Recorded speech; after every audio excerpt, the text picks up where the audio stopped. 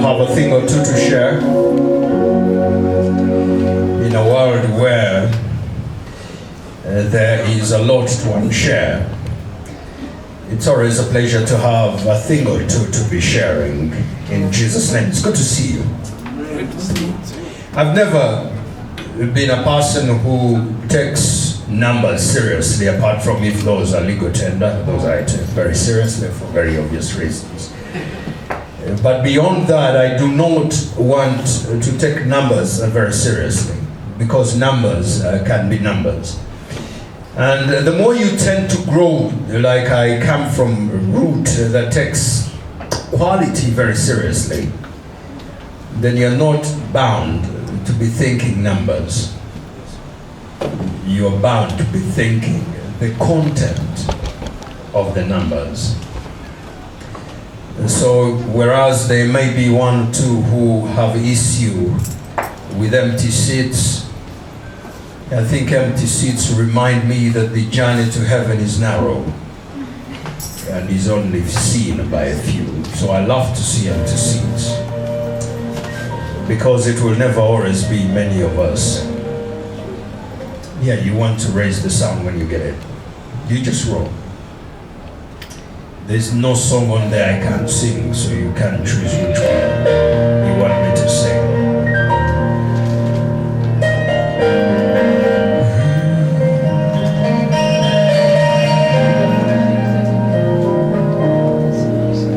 I've heard many tears and sorrows, many questions for tomorrow. Many times I didn't know right from wrong, but in every situation God gives blessing, consolation, that my troubles only come to make me strong.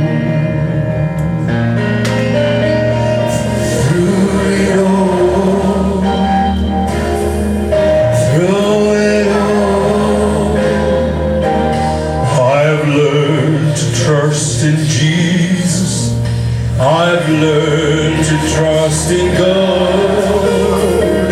Through it all, yeah. Through it all, I've learned to depend upon His word. Now I thank God for the mountains, I even thank Him for my valleys, and I thank Him for the storms He's brought me through. For even worse, for my problems, I'd never know my God could solve them. I'd never know what my faith in God.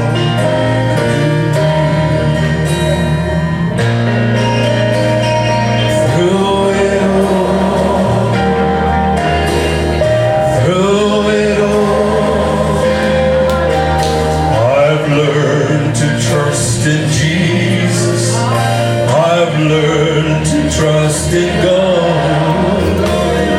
Through it all, yeah, through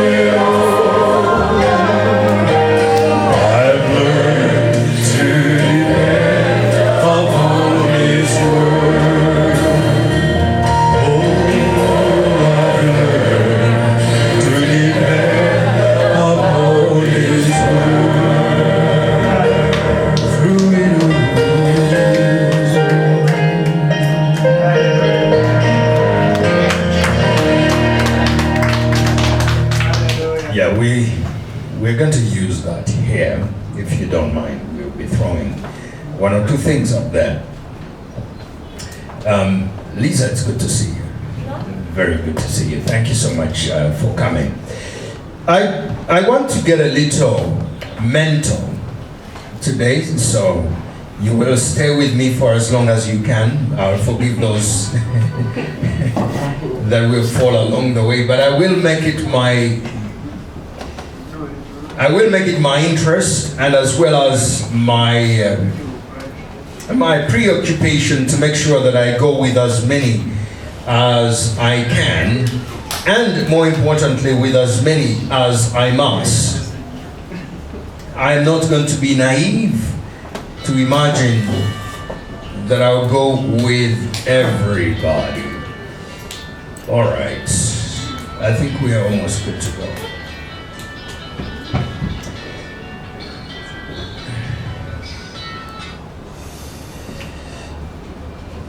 And I'm suggesting that in the present world, in terms of ethics, the term ethics is often used interchangeably with the word morals, or if you like, morality. And I'll come back to that at some point. But I want to suggest to you that Christians have long struggled with the ethics of Jesus. All right? And it's because Christians consider Jesus to, at the very least, as a prophet of God, and more often the Son of God. Well, the Muslims wouldn't get that because they don't understand how God can have a son. And I think it's largely because they want to think that the way humans have children is the same way one who created humans would have children. It's once you understand that God can create by word of mouth, then you don't have a problem with him having children, because he doesn't have to have intercourse to have children. Because when he says, let there be, there can be. So it befits my understanding that people who understand that God created the world without planting it or bearing it cannot have a child when he needs one. He just says, let there be, and they would be. So the more and more often the Son of God, whose ethical teachings must therefore be taken seriously. That's the beginning of the problem, that we have the Son of God who came and lived here, and we want to think that the template or the things he did and did not do should be taken seriously and should be used as a template of our lives. Now, why has it been a struggle to determine the relevance of the moral teachings of Jesus? In part because he set a high standard. If the standard set by Jesus had been low, then we wouldn't have a problem. But because he set a high standard, especially so by urging those who follow him to leave their positions. In a world where we go to work to gain positions, it becomes a challenge if you ask us to leave what we go to work to get. That's a contradiction, isn't it? So we go work, then get it, then live it. What's the point of working then? Especially in a world where we work to become different. In this world, it's not a very nice thing to be similar. We spend most of our money trying to become different, trying to separate ourselves from the majority. Then Christianity is telling us to become like the majority that we're trying to separate us from. Hence the contradiction. Am I still with the number? Good. So, I beg your pardon. And pursue a life characterized by difficult and conditional love. One which embraces even enemies. Now, if God was serious, he would understand that enemies are not exactly good people.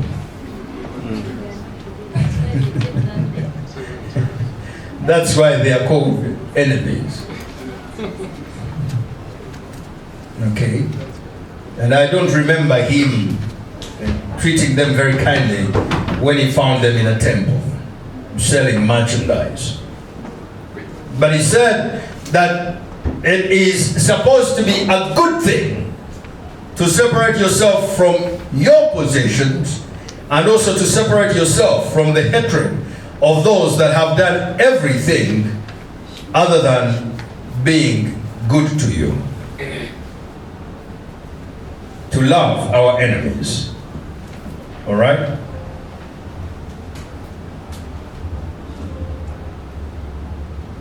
Moreover, he taught in parables. The chap wasn't exactly clear.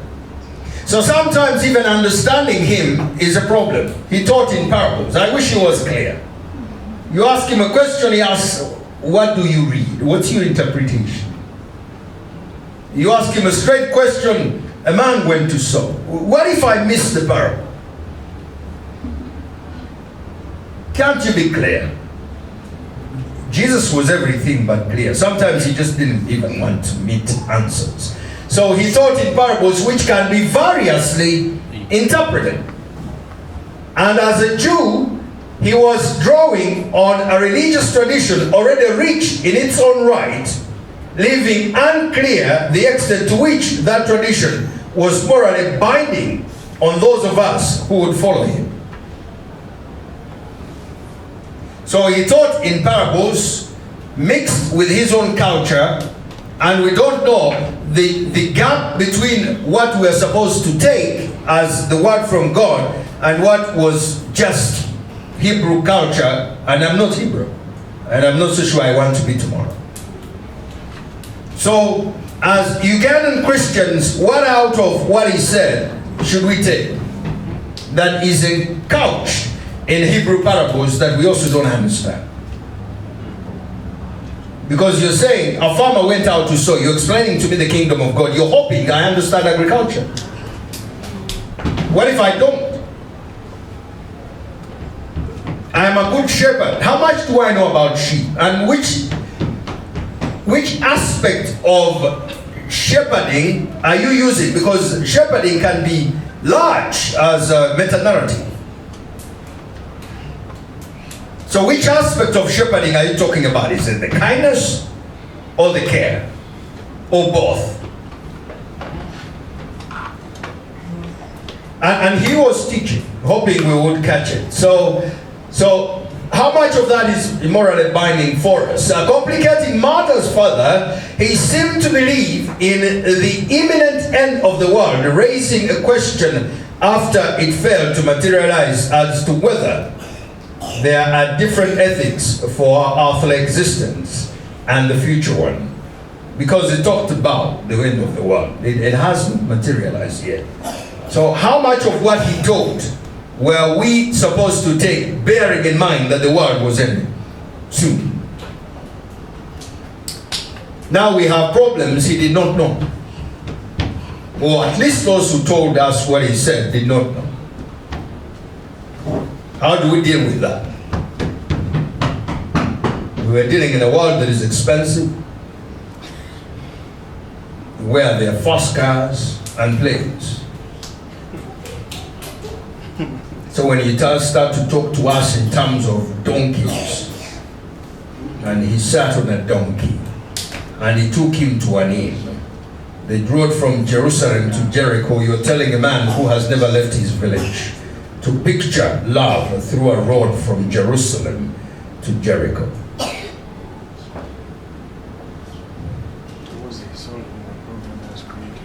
So that I can draw a moral lesson from that. Moral, yes, moral lesson. I'm supposed to draw a moral lesson from a response. Who is my neighbor? I want to know who a neighbor is. I want to understand, like I'll show you later. Christian ethics is about understanding the oughtness of a Christian. What a Christian ought to do. Not what is being done. We'll draw a difference between isness and oughtness. The difference between the norm and the ethic. So that's where we're going to be. The Christian ethics is what should be the oughtness for Christians. Of course, within the line of we are in the world, but not of it. Which is also an ethic, that we must be in the world. Not out of it. That's where I disagree with many preachers who say we should be called out of them. No, we are called to be in the world, but out of it while we're in. That's why you can tell that your stew has salt, because the salt is in the stew but not of it. It goes and gets part of the stew, but you can still know there is salt. Do you get what I'm saying? Yes, yes. Yes, it didn't become the stew. Although you cannot see it, it mixed with the stew, but it is still salt. Because it has to be salt to change the stew and be in the stew, but it is still salt. That's why you can tell there is a lot of Salt. in the wine, In the stew. which you can't see. And that gives taste to it. So we must be in the world, changing the world, but not of it. Many have got the problem. They are saying, no, the salt must be out of the stew. I disagree. The salt in the pack does not change the stew. The stew will be saltless. A friend of mine who taught me that very well was the late Dr. Miles Monroe. He said, brother, we've got to be in the corporate space. Churches have enough preachment. That's easy. He argued. Being in the corporate space and belonging there and changing it is hard, and very few can manage. That's why we need to be here. It's easier starting up a church. But getting a platform to speak in the corporate space is not for everybody. People like Paul can. The fishermen can. Cannot. So, the question, it failed to materialize, and whether there are different ethics for earthly existence or the future one.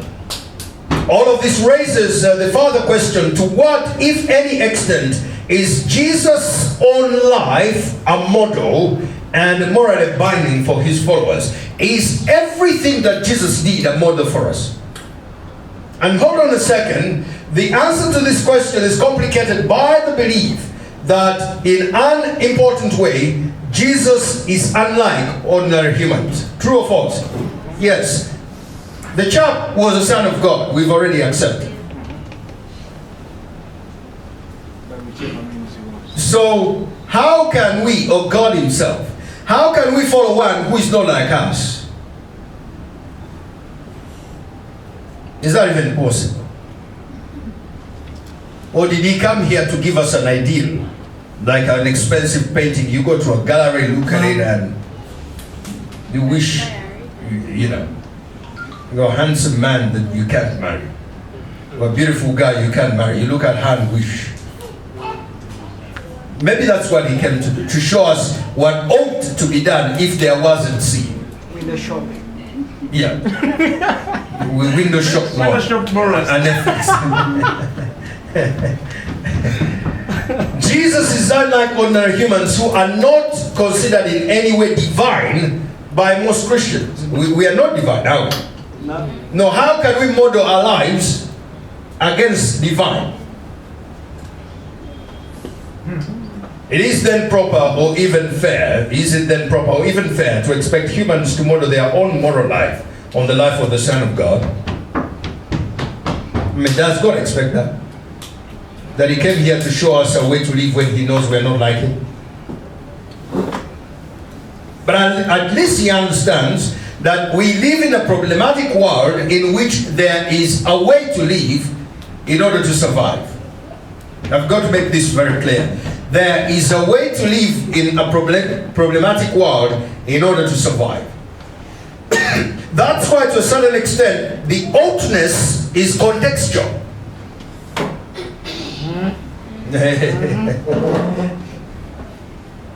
What ought to be right for a Christian to do largely depends on the context where the Christian is.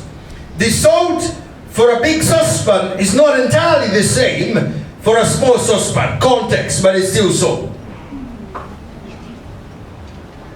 You'll be fine.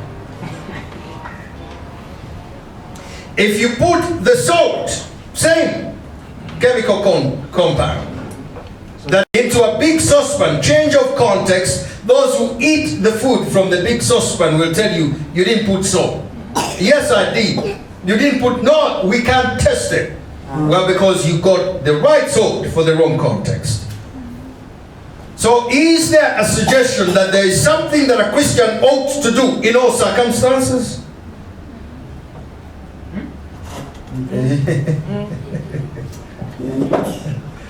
Can we say that there are things that ought to be done by a Christian that transcend circumstances hitherto known as context?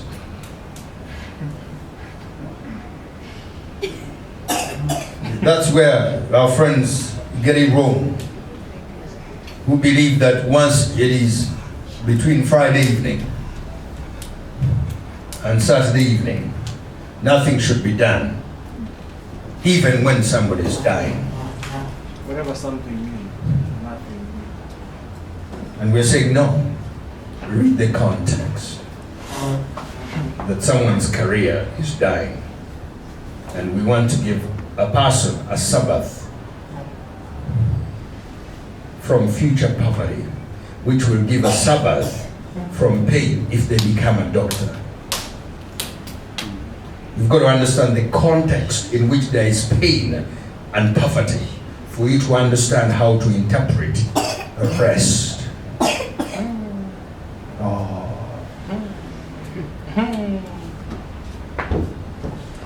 Theirs is, no matter what the context, the oughtness doesn't change. Christianity may suggest that when the context changes, the oughtness changes. What ought to be done may depend on what the context demands. Judgment is upon who? You behave differently as a Samaritan when there is a dying Jew who has been passed over by fellow Jews. What you ought to do is different from when you find that Jew not in pain. So what the Samaritan did was determined by the context.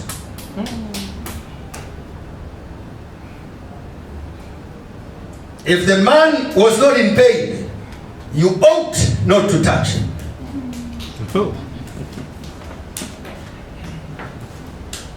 So don't touch him if he's not in pain.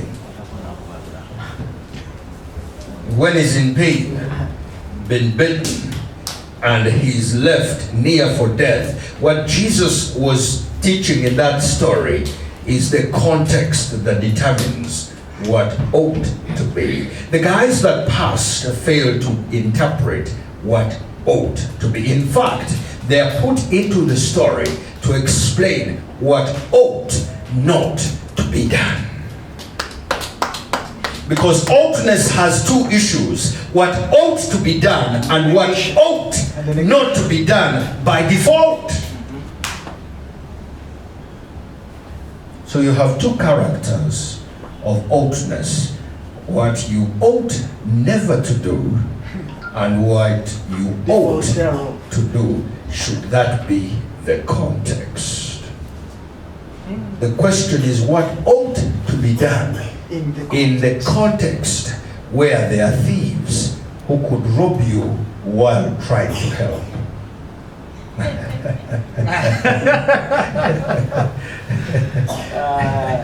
They tried to help. Are you with me? Yeah.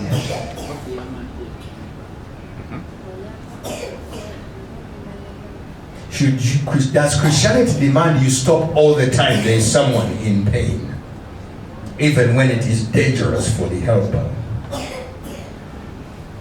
Or when the pain is fake, in order for you to be robbed? Christians, are we to model our lives on that of Jesus? And does this include the supreme sacrifice, giving one's own life for the well-being of others? As we get along. These questions introduce a few of the conundrums that have been faced by Christians trying to figure out the moral significance of what they consider to be incarnation, namely the Christ event wherein God became a man in order to redeem the creatures he created in his own image.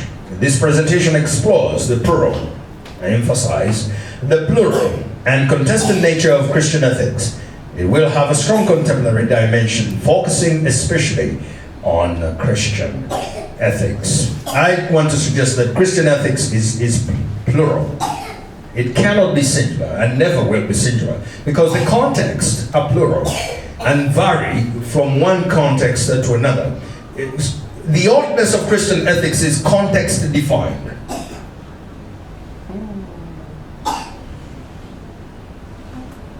It's not kwa ujumla, one defines all. No, it's context specific. The solution is defined by the nature of problems because these problems are contextual. Within the wider context of the fact that we have fallen, the degrees haven't fallen, but our levels of need and interpretation of our problems is variant, or is it variant, depending on where one began their kindergarten. If I may be cheeky this evening. So as we get along this and of what they consider to be the incarnation, and I said that the presentation explores the plural nature of Christian ethics. In the present usage, the term ethics is often used interchangeably with the word morals or morality. The two must never be confused. That the two have become virtual synonyms is a sign of the confusion that permeates the modern ethical scene. Historically, the two words had quite distinctive meanings, and I'll take you through these in a moment. Ethics does come from the Greek word ethos, which is derived from the root word meaning a stall, a place for horses. So when we talk of ethics, we're looking for the frame of reference for behavior. That's why we talk of the oughtness, where you should anchor what you do. Are we still together? It conveyed a sense of a dwelling place, a place of stability and permanence. On the other hand, morality comes from the word mores, which describes behavior patterns of a given society. So society can define morals, and they may not be the oughtness. So your society can suggest what you can do, but that may not be, as a Christian, what you ought to do. The question is finding the difference. There are many societies where it is okay to despise women. But Christianity says women ought to be treated as equals. And you're supposed to leave that Christianity within the society that thinks otherwise. Now that's why Christians are always in tension, not intention, with their society, because society is pulling towards morals, they are pulling towards ethics. And away from ethics, there's what they call Christian ethics, as stalled and defined by Christianity.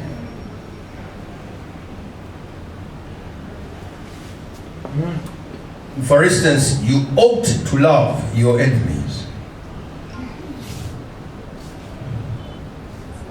Christianity believes that that is a moral imperative. In fact, it suggests that that's the best way to live life here if we want to sustain life. There is no way of sustaining life with enmity with enemies. Why? Because sin is self-destroying. So because sin is destructive, to sustain life, you have to find something other to sin. And that's why Jesus said, you've got to love your enemies, because that's the only way to reduce death. I'll give you a total illustration here. The concept of war is against the Christian ethic of loving your enemies. Are we together? Because war believes finish your enemies. Are you sure? In fact, the more we have progressed as a human race, we have constructed methods of finishing en masse our enemies. Kill as many as you can. In fact, victory in war is against the concept, is about the concept of who kills the most within the shortest time. So when you get tired of losing numbers, you surrender. Now, there isn't any sign in the world at the moment that war has solved problems. In fact, it's created more. Right now, after creating so many weapons of mass destruction, we've started to pick some brains and saying, no, some cannot have atomic bombs. We found out we don't need as many. You've had the Americans say, no, Iran cannot have. But it's taken you too long to know, because Jesus said already in the beginning, love your enemies. He knew that no one actually needs atomic bombs. The Americans are saying Iran doesn't need them. The Bible says, America, you don't need them too.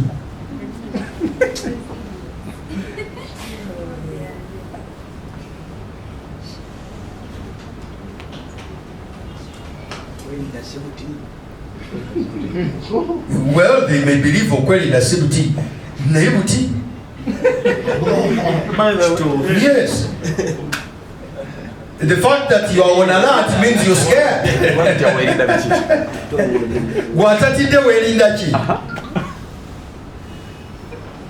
You know, the most scared people are the rich.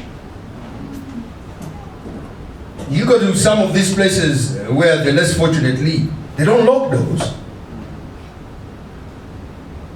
So the wealthier you become, the more scared you become, because there's something to steal. Then you construct a personal prison where you have a wall, fence, you have razor wire on top, and electric wire in between the razor wire, and a gate, and dogs, and a watchman with a gun, And dogs. and then you pay for rapid response, just in case. And of course, there is also CCTV cameras with dogs. and a private gun, just in case. Sniffer dogs.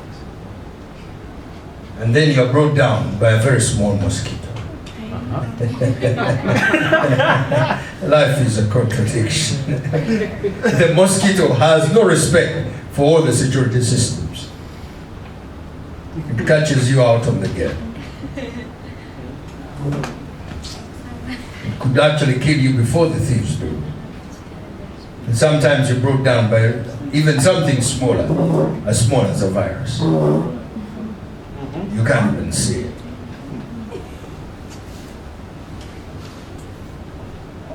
And to that, there is a security gate that is even cheaper, sometimes even free.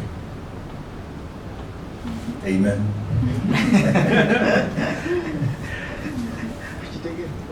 So, as I explained here, as we live into this world, in the world, one of the things that really concerns me is, do we understand that there are things we are expected by our Maker to do that are required of us, that we can't excuse ourselves from being and doing? Do you get what I'm saying here? That there are things we ought to be and ought to do. not the things that we are doing that have been defined by our circumstances. Ethics is a normative science, Peter would like this, searching for the principal foundations that prescribe obligations or oughtness. I'd argue that far from this, Christian ethics is not a normative science, it is a theological prerequisite for human existence. The best solution that there is and can ever be. And it is giving the principal foundations, no longer searching for them. It is giving the principal foundations that prescribe obligations or what ought to be done. It is concerned primarily with the imperatives and the philosophical premises upon which all of us who understand these things should base our actions.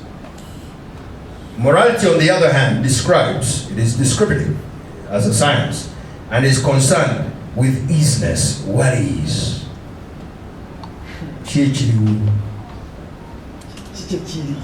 And it is indicative. Kinyonyola. Awa ni Uganda tukola bwetu. Iyo ni msajja Muganda, tambula ng'Omuganda. Morals. Yaffe waffe mubakakwa. Well, oli mukakwa. But once you become a Christian, then kakwa does not determine what you ought to be and ought to do. Then you take on a different set of obligations and expectations coming from a culture nobody sees.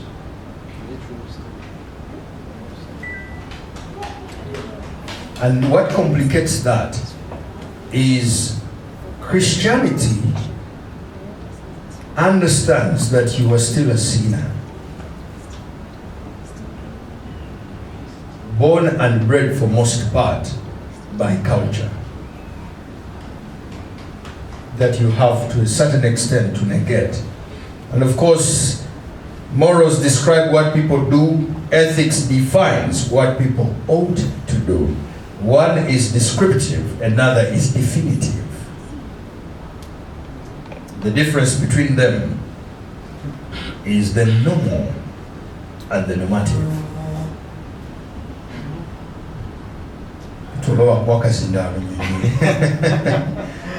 Because what's the difference between the normal and the normative?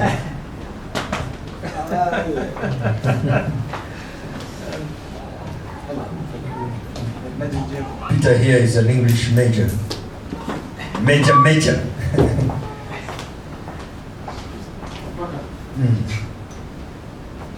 No, we'll get it. Hello. Yeah. What's the difference between the normal and the normative? First, let me begin with the latter. Of course, contextually, yes. Yes, normative from norm. Okay. Normal from normality. Okay. Okay. And norm is what ought to be. Oh, that's what society says. That's the norm.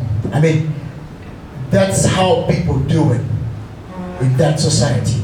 Of course, it might not be normal. We also have to indicate Yes. that societies also have their own oughtness, Yes. which is norms. Yes. Because Christianity is also a Christian society Yes. that also has its own oughtness. Yes. Furthermore, Yes. So I was saying that in the case that normativeness may not mean normality. It may be what society thinks ought to be, but not the normal. okay. Okay? For So example, it might be aspirational. Yeah, so a certain society would define tolerance to gay concept. Okay, and then, but that's not normal. That does not mean it is normal. to tolerate those that are gay. Yes. They say, oh, it's a good thing to tolerate. Yes, that is the norm. Yeah, but we will not tolerate them. We shall not. Okay. So, the linguistic, not the philosophical, of course, is normality versus normativeness. Normativeness, what ought to be done by a certain society, and normality is what is considered, okay, I don't know, what is considered acceptable. Normal. Normal. Considered acceptable. Like in Uganda, we have said it is normal not to tolerate gays. Exactly. That's the normal thing here. Yeah. So once you start tolerating them, you are against, you are abnormal. Exactly. Because now we And you're define, against- and then so that's how we get the difference between the normal and the abnormal. Exactly. Those who do not behave like we have considered to be normal. Exactly. So Christians can be abnormal Can be.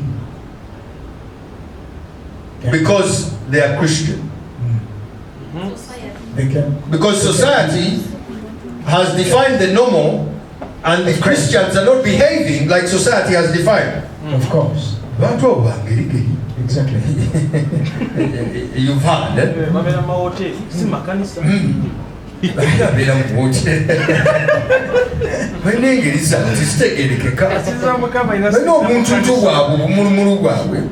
And in fact, society, for our information, that society will always define abnormal when the norm is violated.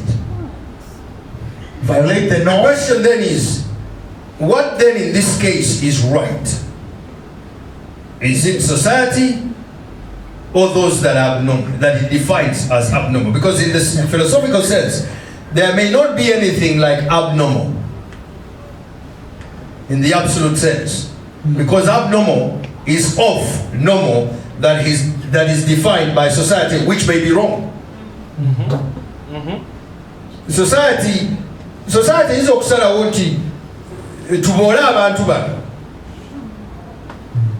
naye ngaekyokubabula kifu kati ababasembeza society nebanyigira, so si kuba nti bakyamu n'olwakubanga tebakkiriziganya ne society.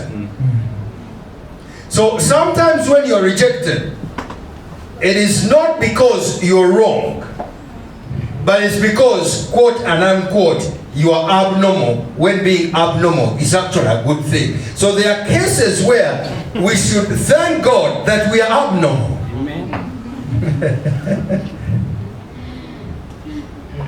Because Christ was abnormal.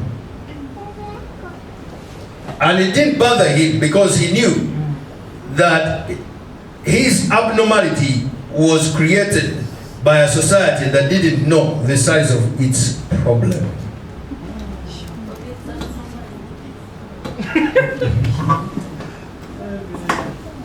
So the abnormal called the normal abnormal. Do you understand what I'm saying?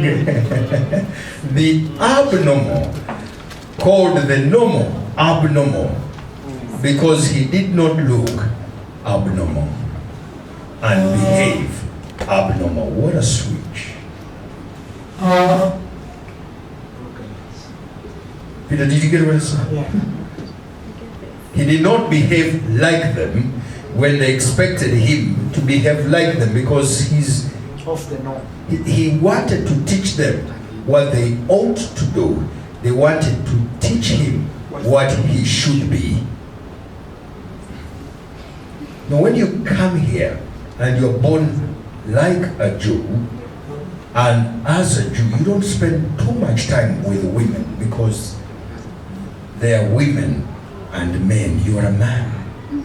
This is how things are done. This is how things are here. This is what is normal. And he was telling them, no, I know that's how things are, but that's not how they ought to be in the big scheme of things. That's how they ought to be as Jews. But in the big scheme of things, in a world created by God, there is something like what ought to be beyond what has been defined as ought to be by your culture. So when you go to your office, I'll stop here, and people tell you what is done here. As a Christian, do you succumb to that? Or do you lift yourself above that in order to help that society?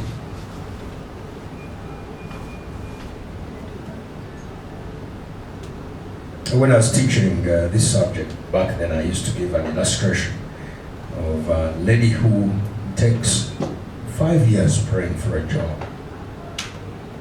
Then she gets the job, and at the job they begin to induct her informally into how they do things. Mwana wange no bonokola bwotyo ojja kuba ku bigere. This is how we get the cars.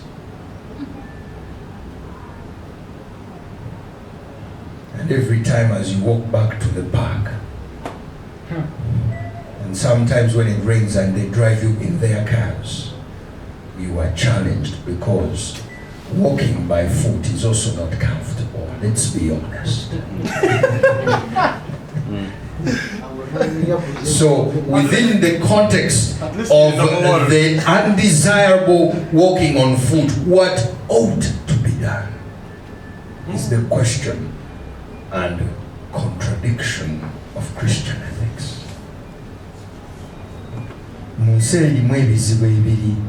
Real. Because we are going through them. What ought to be done by the Christian is the question for Christian ethics, a question that only individuals can answer. Because let me go back to where I began. The oughtness is contextual. How you experience it is not how I experience it. Context demands the oughtness. Omuntu yava mu family nga bw'okubba kuli nomo. How they experience a situation is not one that you will experience wherever mu family yaba Reverend. Okay, nabo balina challenges zaabwe naye tezifaanagana naza bano bakoona mayumba. Do you understand what I'm saying? Yes. And God understands those variations. He sure does. So, as you experience life, always ask yourself this question: what is it that I ought to do within this situation?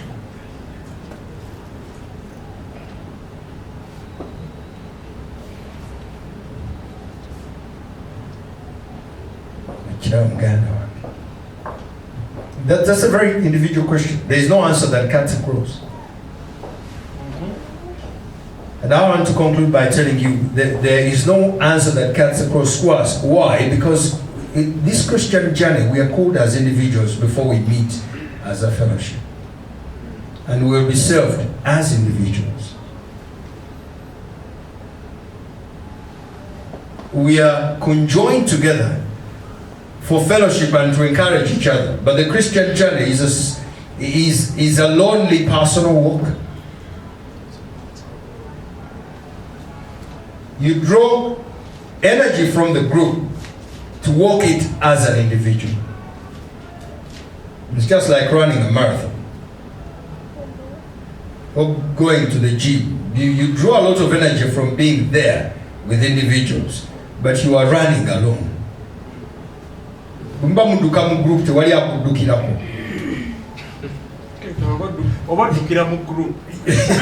are running in a group, but running alone. So you draw energy from the group to run alone.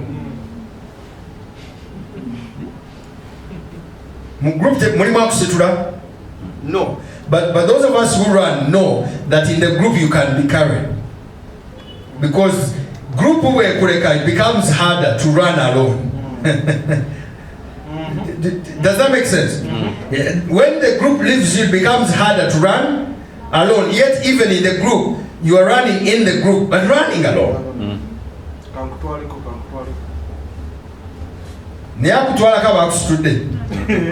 No. So that's exactly what the Christian journey is, that we come into the group to fellowship together, to have energy together, to run alone.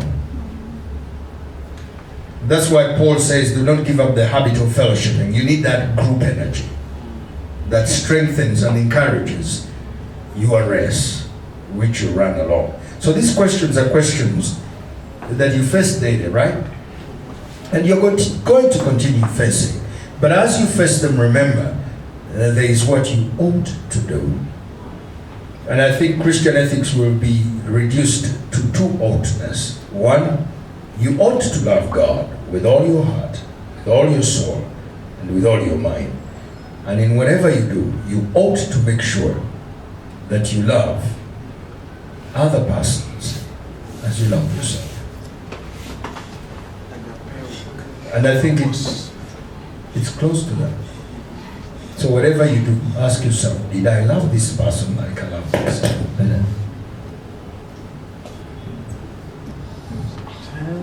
At least I'm sure that by coming here, I loved you like I love myself, because I would have loved to say these things to myself as well. Then maybe, Pastor, you know how to love. Is there a question? You know how to love yourself first of all. Well, personally, I do. I look after myself quite well. At least in the best of my understanding. Because if it's a standard, yes. Standard for loving others, some people don't know how to love themselves. In your opinion? I see me speaking. We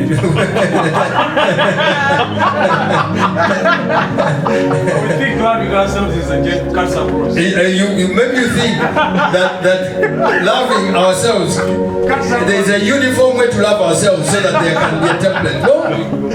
Even loving yourself, that's why God says, as you love yourself, the same measure. That's how they understand loving themselves, which may certainly be different from you. So if somebody doesn't love you the way you think they should love you, then before you complain, teach them how to love themselves. Because the problem may not be that they don't know how to love. Say that they have the standard now. Now you got it.